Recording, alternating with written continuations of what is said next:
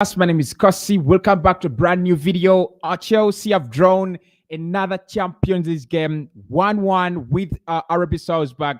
And looks like Chelsea are heading into the Europa League. But that is not what I want to dive into. I want to look at this Chelsea side, Graham Potter, and the kind of job he's facing, the kind of difficulty he's going to be facing.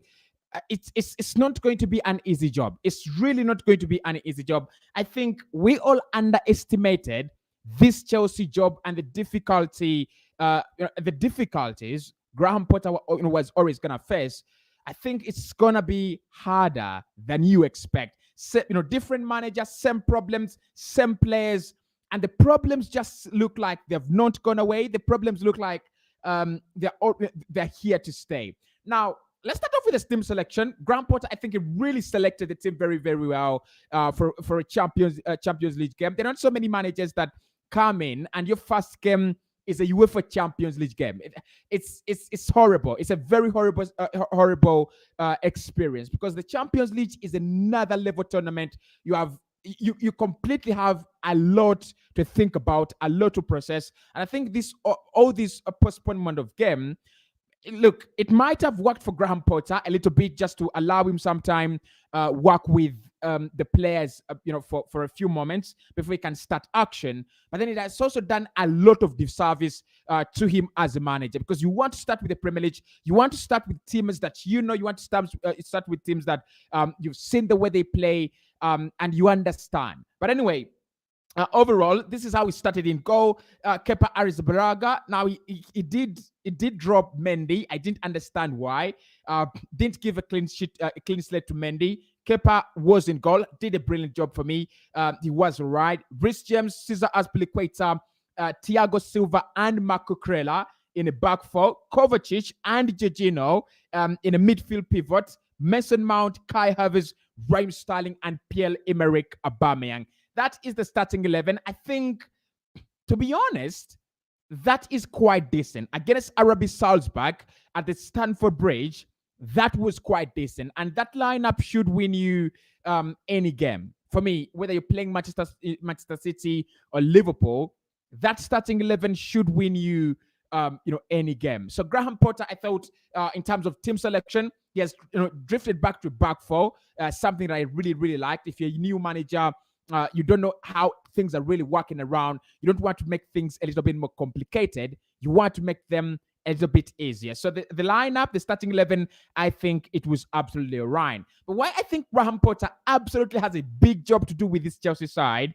it is the same problems under Thomas Tuchel, the same Chelsea side, under Thomas Tuchel that we've seen being beaten by Dinamo Zagreb in the first leg of the UEFA Champions League. It is almost a very similar display. It was almost a very similar display. I've not seen a lot of differences from the Thomas Tuchel Chelsea to the Graham Potter Chelsea yet. And yet, emphasis on yet, because there is a lot to dive into. There is a lot Graham Potter is going to have to do. I think likes of Fofana will come around into the team. I think the likes of Khalid Koulibaly will also come around in the team and things like that. But one thing I've noticed here is chances that are not buried, and I think that is going to be a very huge topic for Graham Potter, because he's a manager that surprises me. And he's been absolutely surprising me at Brighton, using Danny Welbeck as his number 9. And he's been doing all right. Look, I think he wouldn't care if Aubameyang is not a prolific goal scorer, but is a striker that can work the channels, because that is what Danny Welbeck does. And that is what Danny Welbeck has been doing. If you go back and watch this game, Pierre-Emerick Aubameyang is useless for Chelsea in this game. He was absolutely useless in this game. And the reason is, I don't think he's getting into those goal-scoring dangerous areas enough to be, getting the chances. And when Aubameyang doesn't have the service, he's been at Arsenal, and I'm a big Arsenal fan, everybody knows. So with Aubameyang, it's either you're giving him the chances to thrive on, or literally he's useless. And today he was absolutely useless. And for me, if there is a player who's not going to survive in the Graham Potter era, in the Graham Potter system, it is Pierre-Emerick Aubameyang, because he doesn't work the channels. He's not a hard-working striker. Yes, he is prolific, or he was prolific before going out to falling out with Mikel Arteta. In my opinion, he's not the kind of striker Chelsea are going to be needing. The same with Armando Broja, in my opinion. The same with Armando Broja, because when Broja came on, I thought he had a very good chance to bury that game. I thought he had a very good chance to make it 2-1. And what does he do? Just he pumps it over the bar. But when you look at Aubameyang and you look at Armando Broja, they're two strikers that, in my opinion, should be playing far away from a tactician's system like Graham Potter. And I won't be very surprised if Graham Potter decides that Pierre-Emerick Aubameyang is going to be sitting on the bench the same as Armando Broja. Because for me, Aubameyang, literally, he's so out of touch with the game if he's not scoring. If it is not for that final touch, he's completely out of the game. And one of the reasons as to why he thrived at Barcelona in that small spell is Barcelona's Xavi don't require their striker to be hardworking and work the channels. They have enough quality to create as many chances as they can, and that takes me to the other point with this Chelsea side. They do create chances, but the chances they create are half decent chances. Now, if you look at the statistics here, you're going to be very, very surprised. They had 17 shots on goal, but only 4 of them were on target. 17 shots on goal, only 4 of them on target. And that shows you 73% ball domination. This is not the Graham Potter effect. This is Chelsea. That is what they do. Under Thomas Tuchel, they dominated games. They were on the ball. They were on the ball lots of the time. The problem is they will have so many shots. They will have so many chances. But are they decent chances? Are these decent chances? Now, if you look at the goal, I think that's a good chance created by Mason Mount. And I think there was another ball created in the first half. I think it was by Mason Mount as well. But you will struggle to find decent chances created by Chelsea. And this is what, makes them different from clubs like Manchester City, Liverpool, and a couple of other teams. It's not about the number of shots on goal you have. They have so many players who will take the initiative, shoot outside the box, wrist jams, and all that. But their shots are absolutely ridiculous. So for me, Graham Potter needs to work on that as well.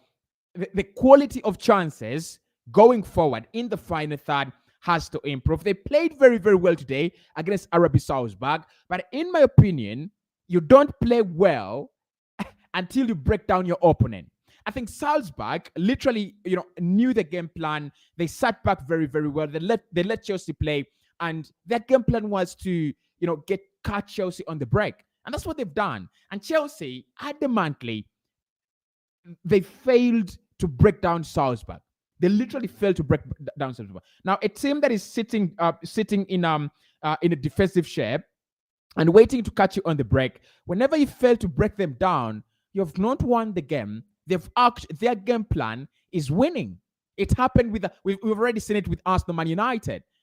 Whenever you cannot break down a team that is happy to sit back and wait for you to lose the ball and commit 1 or 2 mistakes, then your game plan is not actually working. And that is what failed today. Chelsea's game plan did not work. The only way that kind of game plan works is when you create many chances and you put them away. They did create chances, in my opinion. They failed to put them away. And that's why I think Graham Potter needs to think about the kind of striker he will be needing. We've seen Xavi buying Robert Lewandowski. That is one of the key roles. That is one of the key, reasons as to why Barca bought Robert Lewandowski. He can bury chances. We've seen Mikel Arteta buying Gabriel Jesus because Gabriel Jesus is not a prolific goals finisher, but he works the channels a lot. So for me, both strikers at Chelsea are absolutely useless for Graham Potter. They're absolutely useless. But look, Apart from that, I think I think also keeping a clean sheet. Graham Potter needs to think about it. Will think about this as well. Yes, there are a few chances that were not buried, but you should be able to win games at 1-0 at the Stamford Bridge. 1-0, 2-1, 3-2. You should be able to win those games. And the goal they conceded is avoidable. The chances they were conceding are quite avoidable. I think Azpilicueta had a very horrendous night, and Thiago Silva as well. I'm quite disappointed because if he does better in those situations, RB Salzburg don't score that goal. So Chelsea need also to, I think it's kind of that monster mentality at the Stamford Bridge. They need to start winning games, on 1-0, at 2-1. Because if this is going to be a long-term project, that is how you start. You stop conceding silly goals. You stop conceding a lot of goals. Then you make sure that you can win 1-0, 2-1, and then after that, when the project is up and running, you can start scoring the loads of goals. But Graham Potter, first game at the Stamford Bridge, first game as Chelsea manager, ends 1-1. RB Salzburg had a very, very good game. Now the question is, will they drop into the Europa League? I think it's still early, but the problem with Potter, or for Potter actually, is he's having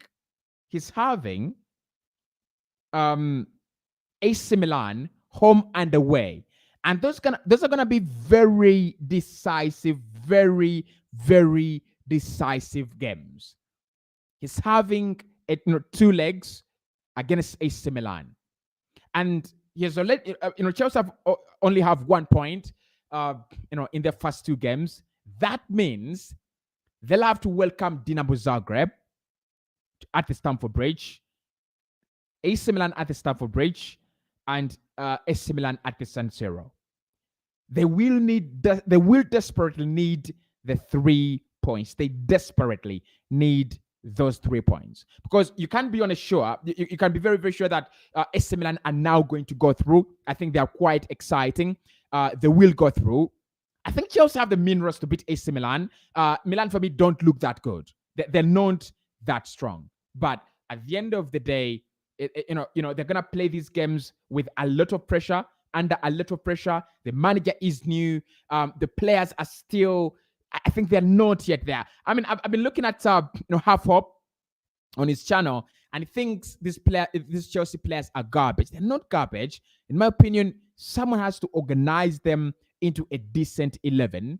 Someone has to specify roles, and someone has to take the initiative to tell each player what they are supposed to do. They're quality players, but they're not organized. They lack that level of organization. That is what Chelsea lack. But anyway, guys, I need your thoughts on this one. Is Graham Potter gonna be a success? What kind of is the job too big? Is he the right manager for the job? And how much time will the Tony Bolly management give him? Because this kind of performances are going to happen. If he plays Manchester City tomorrow, he will lose the game. If he plays against Arsenal in the next tomorrow, for me, he will drop points. And there is a lot to work on with Chelsea. But anyway, that's it from me. We'll catch you tomorrow. We have the Europa League. Manchester United do take on Sheriff Tiraspol. We'll be reacting to that game. And the weekend is back. We'll be having a lot of your match reactions. See you very soon.